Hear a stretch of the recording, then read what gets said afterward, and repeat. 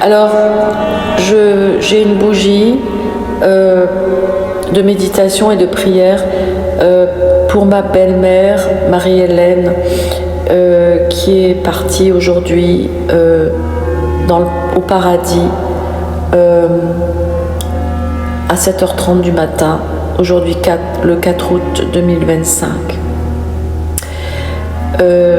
Et je voulais en fait dire que avec cette belle-mère que j'ai connue presque plus longtemps que mes parents, j'ai vraiment j'avais établi vraiment une relation. Enfin, c'est quelqu'un que j'aime beaucoup, qui m'a acceptée telle que je suis, qui a toujours été bienveillante pour moi. Et ce soir, je prie pour elle parce qu'elle est donc décédée aujourd'hui à 7h30 du matin, comme je disais avant, le 4 août 2025, et que c'est une femme qui a été très présente pour moi et qui a été un peu une référence aussi maternelle. Voilà. J'ai eu dans ma vie la référence maternelle de ma grand-mère qui m'a élevée, la référence évidemment maternelle de ma mère, mais bon, qui m'abandonne une deuxième fois, et la référence maternelle de cette femme, donc ma belle-mère qui est Marie-Hélène. Voilà, donc je prie ce soir pour cette femme qui est partie, et ceci me questionne sur pourquoi ma mère m'abandonne une deuxième fois suite à un problème d'héritage. Et donc j'ai créé un personnage, j'ai donné vie à Eleanor Christie pour qu'elle incarne la présence bienveillante maternelle qui m'a manqué et qui me manque particulièrement en ce moment. Ses origines dans mon imaginaire. Eleanor Christie est née au moment où le conflit autour de l'héritage m'a isolée.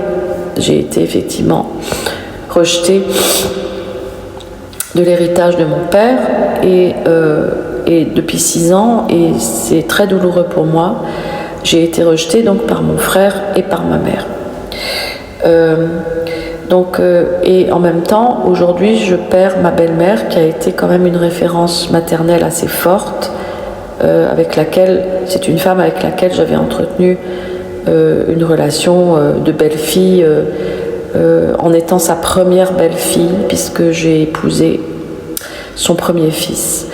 Donc on a eu effectivement une relation particulièrement particulière. Voilà, donc on a ouvert avec mon mari les portes pour les frères de mon mari par la suite, qui ont donc épousé des femmes, leurs femmes. Donc Eleanor Christie est née au moment où le conflit autour de l'héritage m'a isolée, donc de l'héritage de mon père. Elle surgit comme une réponse aux absences et au silence de ma famille d'ascendants. Dans mon esprit, elle porte un manteau fait d'écoute et de constance. Et le départ de ma belle-mère a effectivement aussi renforcé la douleur, en fait, aussi en relation avec ma belle-mère n'avait rien à voir avec l'histoire de l'héritage, mais si vous voulez, ça m'a renvoyé au fait que ma mère ne veut plus me parler. Et donc, du coup, je me dis que si ma mère ne veut plus me parler le jour où elle s'en va, je n'aurai pas eu le temps de parler avec elle et je n'aurai pas eu le temps d'avoir des explications sur cette histoire d'héritage. Voilà. Donc, voilà, c'est un peu pour ça que je fais aussi cette vidéo ce soir. Comment Eleanor Christie pense mes blessures, pense P-A-N-S-E. Elle accueille sans poser de questions quand je ressens la peur d'être rejetée. Elle parle à haute voix de mes souffrances pour briser le mur du non-dit. Elle me rappelle que je mérite loyauté et tendresse comme je ne l'ai pas reçue. Ma belle-mère me rappelait toujours que je méritais loyauté et tendresse et amour. ses attributs et qualités.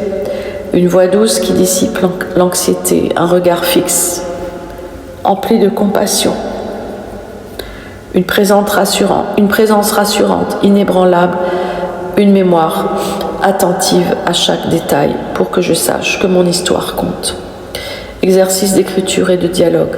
Rédiger une lettre à Eleanor Christie chaque matin pour lui confier mes doutes et mes espoirs. Imaginer une conversation où elle me demande « Qu'as-tu besoin d'entendre aujourd'hui ?» D'écrire une scène où elle intervient au moment précis où je crains l'abandon et comment elle me soutient. Intégrer Eleanor Christie dans mon quotidien, choisir un objet, une bougie, une pierre, voilà, qui symbolise sa présence et le tenir en cas de panique, cette panique de l'abandon. Visualiser sa silhouette avant chaque échange potentiellement douloureux, appel, rencontre, courrier. Créer un rituel de fin de journée où je la remercie pour sa protection. Je remercie ma belle-mère pour sa protection et son amour. Perspective et prolongement. Je peux élargir cette démarche en peignant un portrait d'Eleanor Christie pour ancrer sa figure dans mon espace, écrivant un court récit de ses conseils face à une situation passée où j'ai senti le rejet de la part de ma famille d'ascendants, partageant cet exercice en groupe ou en atelier d'écriture pour le rendre plus riche. La présence d'Eleanor Christie n'est pas une fuite, mais un acte de création qui me rend plus forte. Et si vous souhaitez explorer d'autres techniques de visualisation, des rituels symboliques ou des méditations guidées et des prières, je peux vous proposer plusieurs pistes pour enrichir une alliance intérieure. Donc, ce soir, et d'ailleurs comme tous les jours qui ont suivi le départ de ma belle-mère, j'ai mis une bougie pour son âme, parce que c'est une femme que j'aime énormément et qui m'a énormément aidée dans ma construction et dans mon parcours de jeune fille, de jeune femme. Voilà, pour Hélène, pour Marie-Hélène Young, ma belle-mère. Je vous remercie. Je vous souhaite une bonne soirée.